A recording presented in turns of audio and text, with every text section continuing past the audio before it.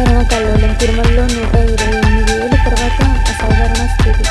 కలియుగ ప్రత్యక్ష దైవం కొలువైన తిరుమలలో 128 ఏళ్ల తర్వాత తొలిసారి అసాధారణ పరిస్థితి నెలకొంది. ప్రపంచాన్ని కరోనా వైరస్ కమ్మేసిన నేపథ్యంలో తిరుమల శ్రీవారి ఆలయంలోకి భక్తులు అనుమతించాలంటే తిరుమల తిరుపతి దేవస్థానం పాలక మండలి అసాధారణ నిర్ణయం తీసుకుంది. ఇది ప్రపంచవ్యాప్తంగా శ్రీవారి భక్తుల్లో కలకలం సృష్టించింది. కరోనా వైరస్ నిరోధించే క్రమంలో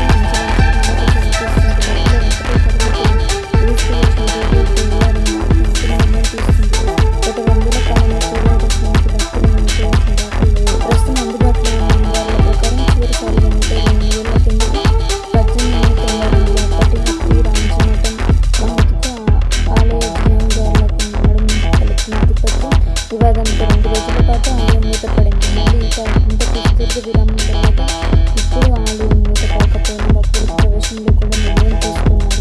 అంతేకాకుండా తిథితో అనుబంధం ఆలయాల దర్శనాలను పూర్తి చేస్తూ అధికారులు నిర్ణయం తీసుకున్నారు. పూజలు కైంకర్యాలను మాత్రమే ఏకాంతంగా నిర్వహించనున్నారు. తిరుపతిలోని కోదండరామస్వామి ఆలయం, శ్రీనివాస అనంతపురం వెలుకల కపిలతీర్థం గోవిందరాజస్వామి తిరుచునాడు దేశవ్యాప్తంగా నిబంధనలను దర్శనాలు చేయాలని నిర్ణయించారు. తదుపరి నిర్ణయం తీసుకునే వరకు ఈ యోగా కొనసాగించనున్నారు. మంచి మాటలు, మంచి విషయాలు మన మంచి మిత్రులకి షేర్ చేద్దాం.